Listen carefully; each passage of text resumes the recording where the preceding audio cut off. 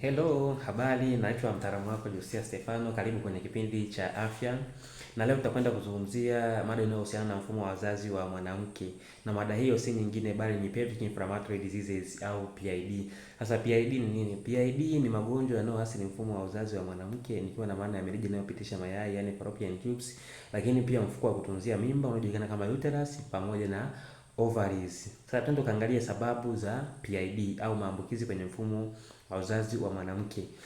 Sababu za maambukizi katika mfumo wa uzazi wa mwanamke ni huwa yanasababishwa na bakteria, na hasa bakteria wanaosababisha maambukizi hayo ni Neisseria gonorrhea na Chlamydia trachomatis, lakini pia kuna bakteria wengine ambao wanasababisha maambukizi hayo, na mtu anapata bakteria hawa kupitia kujamiana, hasa kushiriki na mtu ambaye tayari ana bakteria hao au ambao ni Neisseria gonorrhea au Chlamydia trachomatis.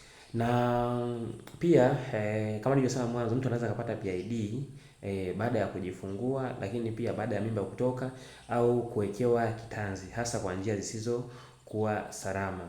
Tukaangalia dalili za PID. Dalili za PID ni zifuatazo. Kwanza, maumivu wakati wa tendo la ndoa, lakini pia kutokwa na uchafu wenye harufu sehemu za siri, lakini pia maumivu ya nyonga au kiuno, lakini pia maumivu chini ya kitovu, lakini pia kubadilika kwa siku za hedhi. Unakuta mwanamke anaingia hedhi zaidi ya mara moja kwa mwezi au kukosa kabisa hedhi. Na dalili nyingine ni maumivu makali wakati wa kukojoa na maumivu makali wakati wa kujamiana. Na matibabu yake ni nini? Matibabu yake huwa yanajumuisha dawa mbalimbali zinazojulikana kama antibiotics.